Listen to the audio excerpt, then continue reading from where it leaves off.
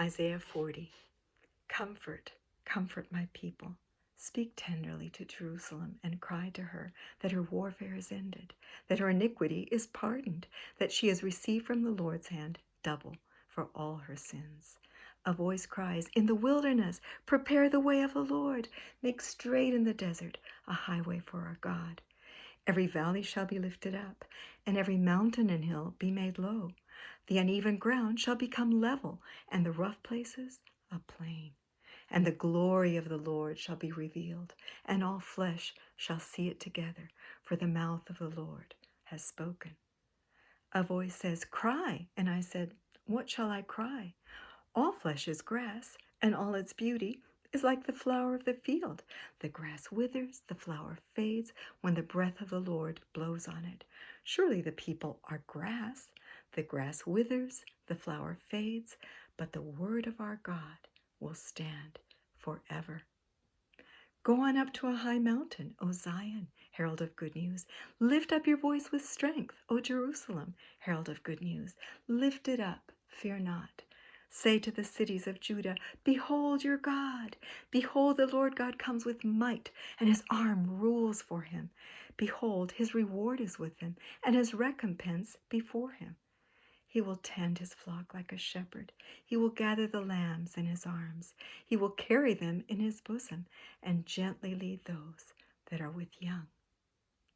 Who has measured the waters in the hollow of his hand and marked off the heavens with a span, enclosed the dust of the earth in a measure, and weighed the mountains in a scale and the hills in a balance?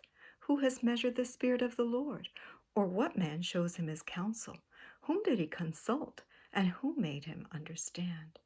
Who taught him the path of justice, and taught him knowledge, and showed him the way of understanding? Behold, the nations are like a drop from a bucket.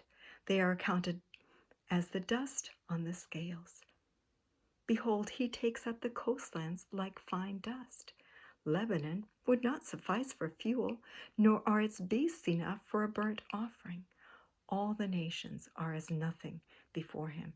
They are accounted by him as less than nothing and emptiness.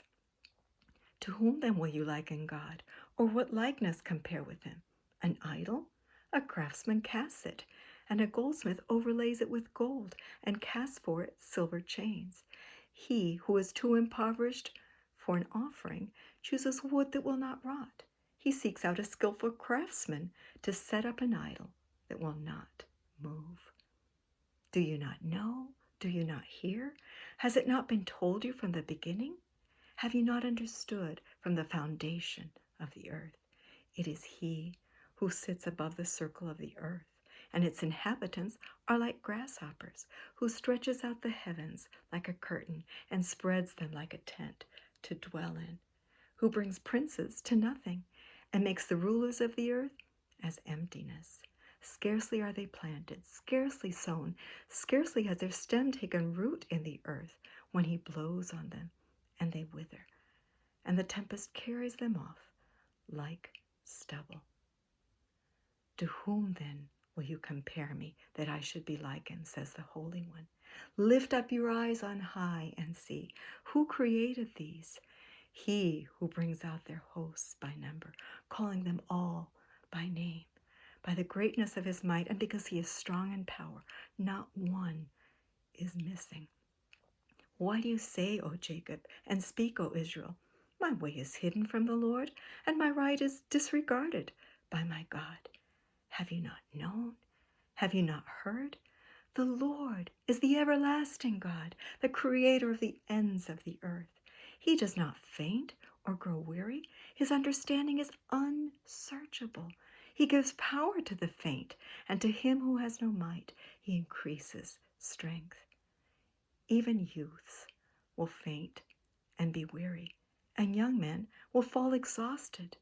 But they who wait for the Lord shall renew their strength.